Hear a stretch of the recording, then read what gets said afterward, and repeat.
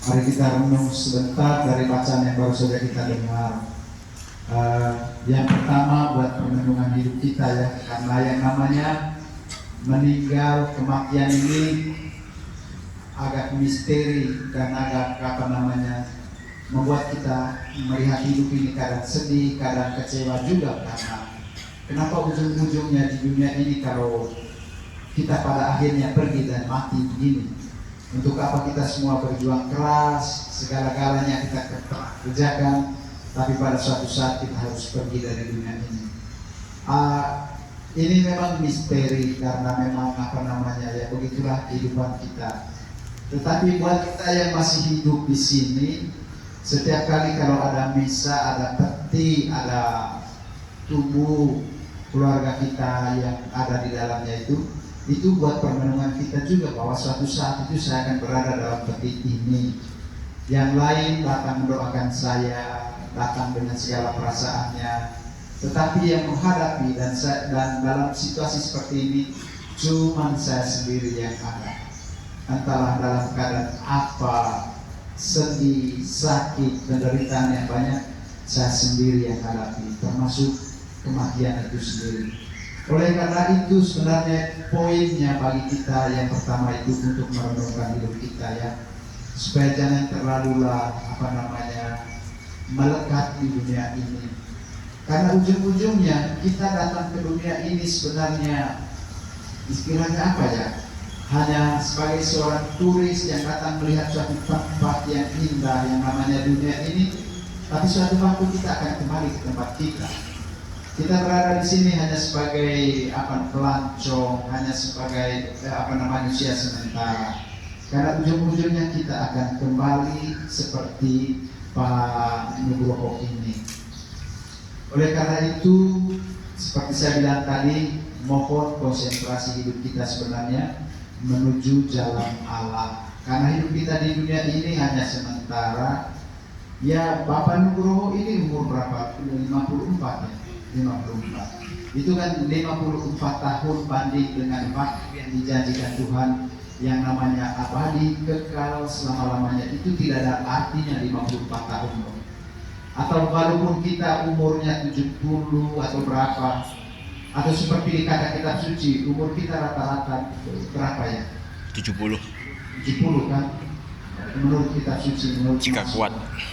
Ya kalau setelah 70 ya 80 itu pun kalau kuat dan betul-betul sehat. Dan selebih dari itu adalah banyak kesusahan, banyak penderitaan.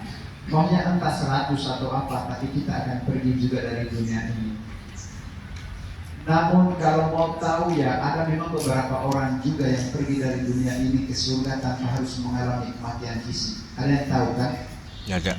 Ada. Siapa? Henok, terus Bunda Maria, Elia, Nabi Elia. Itu mereka itu orang.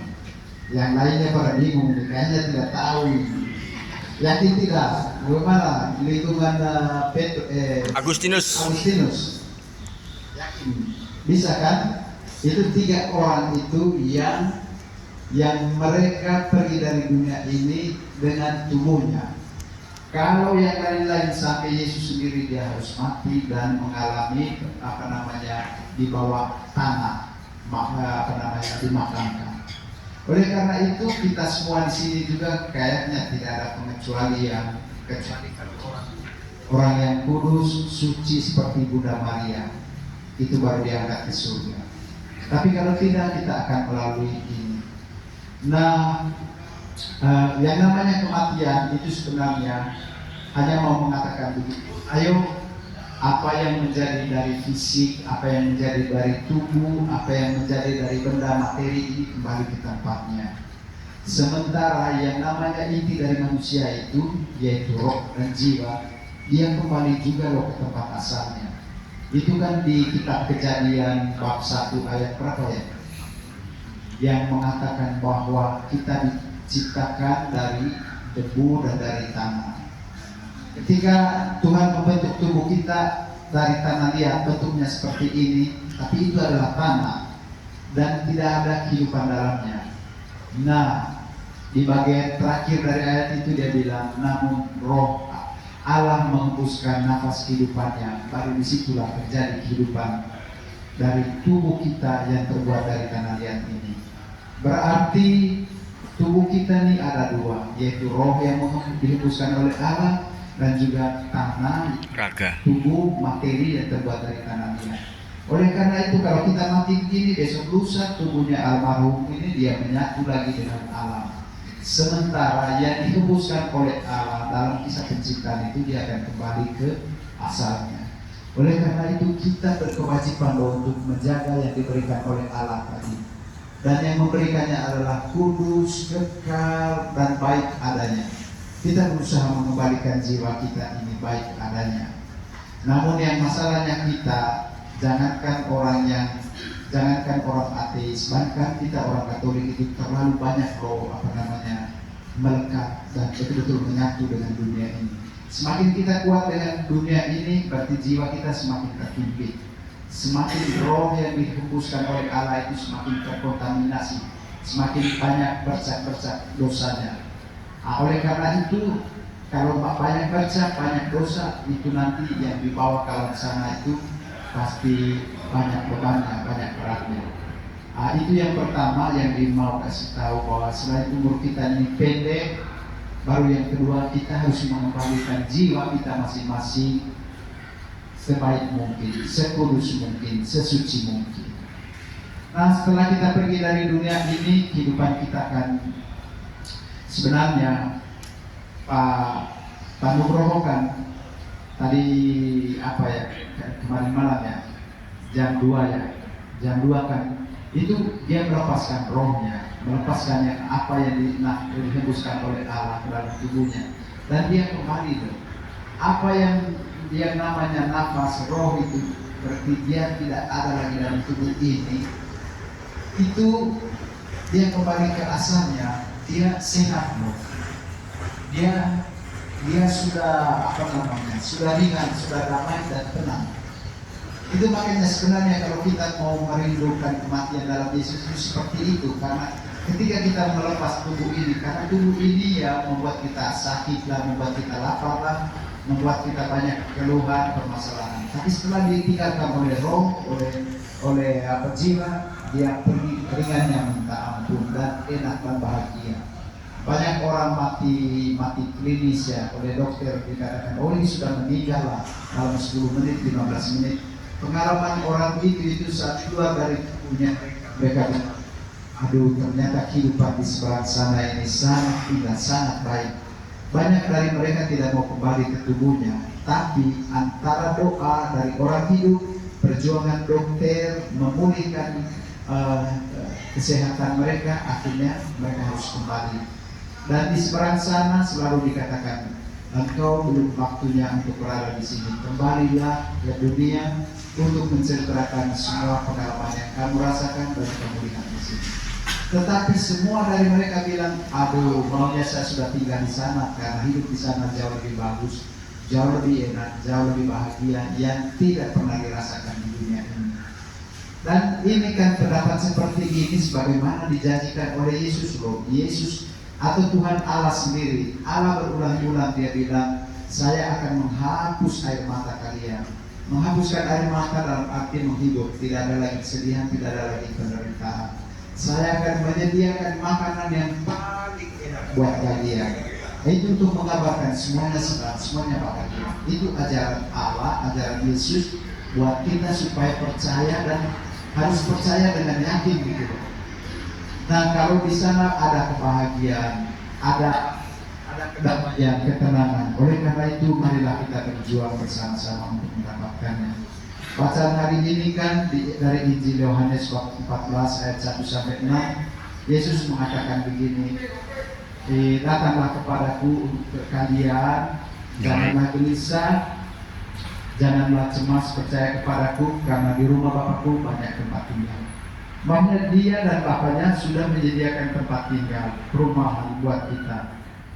Saya tidak tahu kalau kita di sini semua lingkungan Agustinus sudah berhak mendapatkannya, sudah berhak mendapatkan perumahan itu. Sudah yakin bersedia? Belum. Itu dia. Ada yang yakin bahwa sudah berhak mendapatkan perumahan itu atau harus mengirim banyak semen ke sana untuk dibikin cepat selesai. Tapi kan itu gambaran Yesus. Dia bilang, di rumah Bapakku banyak tempat tinggal supaya di mana saya berada kalian juga berada. Dia tidak mau supaya kita terpisah. Dia tidak mau supaya kita binasa pergi ke tempat lain lah, apalagi ke api neraka penghukuman kekal. Dia tidak mau itu. Dia sudah menyediakan tempat perumahan bagi kita. Nah ya, seperti kita bicara tentang perumahan di sini, di dunia ini juga kan, yang namanya untuk mendapat perumahan itu selalu ada DP duluan. Tidak ada yang kasih gratis saja gitu. Saya kira di surga juga itu kita berusaha untuk kasih DP sebanyak mungkin. Dan saya kira, saya tidak tahu lah, tapi itu masing-masing memberikan DP ya. Bukan oleh keuangan, bukan oleh kekayaan, bukan oleh materi, tetapi hati kita yang semakin jernih seperti Bunda Maria. Ketika dilihat oleh mereka, dia melihat, oh ini Bunda Maria, ini dia penuh rahmat. Itu makanya dia bilang, salam kau penuh rahmat. Mudah-mudahan saat ini juga Allah bilang kepada kita, salam hai kau entahlah siapa, engkau juga penuh rahmat. Oleh karena itu, kita berjuang. Jangankan penuh, mungkin 50% sajalah ada rahmat. Saya kira kita bisa selamat, kita bisa mendapatkan tempat yang bahagia, perumahan yang sudah disediakan oleh Yesus. Tapi memang tidak segampang itu, karena di satu sisi kan Injil hari ini kan ada yang sudah pergi misa hari ini ya, bahwa sempitlah pintu untuk masuk ke kerajaan surga. Sempit dalam arti tidak gampang, harus berjuang, harus bekerja keras sampai kita merasakan penderitaan, mengalami kesulitan dalam hidup. Terlebih penderitaan supaya orang lain bahagia, orang lain senang karena berada di samping saya. Bukan sebaliknya, kita malah membuat orang lain susah, membuat orang lain hidup tidak tenang, membuat orang lain banyak menderita dari kita. Tugas kita membayar DP rumah surga adalah melalui mencintai orang lain dengan tulus. Bukan hanya basa-basi, tapi mencintai sampai menderita. Seperti dikatakan oleh Mother Teresa, mencintai sampai menderita. Memang berat, tapi itu tadi untuk membuka pintu yang sempit itu. Membuka pintu yang sempit itu kita harus melakukan pembayaran DP yang mahal. Mari Bapak Ibu dan saya, doa kita adalah buat Groko supaya dia mendapat kasih dari Tuhan. Dan buat kita di sini, mari kita berjuang ya. Umur itu saja. Tadi kayaknya ini tidak terlalu.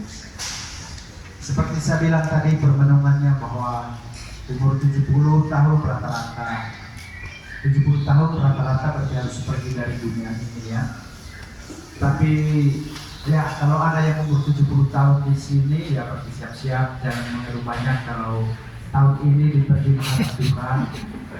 Ya, karena itu tadi itu permenungannya. Kita saat melihat begini, karena Mazmur mengatakan, Tuhan ajarilah kami menghitung hari-hari kami. Hitunglah saya umur berapa tahun ini. Dari 70 rata-rata kita pergi, orang hidup pada zaman itu, saya kira sampai zaman kita sekarang ini. Kalau 70 tahun ini siap berangkat besok lusa. Kalau 80 itu harus lebih siap karena sudah ada lebihnya itu. Jangan mengeluh banyak, kalau misalnya sakit sebentar lagi mau pergi ya pergi. Terus yang 60 tahun, ingatlah hidup hanya 10 tahun lagi kita mengejar. Rata-rata di sini 60 kayaknya. Berarti 10 tahun loh untuk kita mengejar apa yang kita tidak beres dengan 60 tahun yang telah kita pakai. Tinggal 10 untuk mengejar, membayar dengan kebaikan. Kalau yang 50 ya jangan bilang ya saya masih 20 tahun, tapi itu juga 20 tahun kan tidak terlalu terasa ya, waktu sudah selesai cepat dan kita harus pergi dari dunia ini.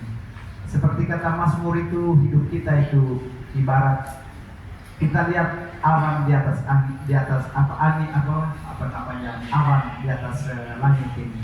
Saat kita lihat itu, oh masih di situ. Nah, sebentar lagi datang angin, dia hapus dan itu sudah tidak ada. Semuanya begitu singkat, begitu cepat dia pergi. Atau bunga yang sering kita tanam hari ini mekar pagi, tengah hari sudah mulai layu dan sorenya sudah mati. Begitu hidup kita. Bagus loh baca Mazmur 90 itu. Judulnya Tuhan ajarlah kami menghitung hari-hari hidup kami. Dan intinya jangan terlalu terlena-lena. Saya juga sih kalau merenung tentang ini, waduh, saya umur 51 tahun, hidup saya lagi 19 tahun. Kontrak ya. Kontrak, iya, habis 19 tahun ya mudah-mudahan maunya kita isi itu dengan betul-betul baik, betul-betul semuanya membalas 51 tahun yang telah saya pakai dengan hal-hal baik untuk memulihkan apa yang kurang baik. Mari Bapak Ibu dan saya kita semua berjuang sehingga di surga juga nanti mudah-mudahan kita dapat rumah, kita tetangga, kita saling apalagi kenalan di sana, menjadi tetangga satu sama lain dan kita berbahagia melihat wajah Bunda Maria, melihat wajah Yesus, melihat semua orang-orang leluhur kita yang sudah pernah ke sana dan bertemu semua dalam kebahagiaan selama-lamanya.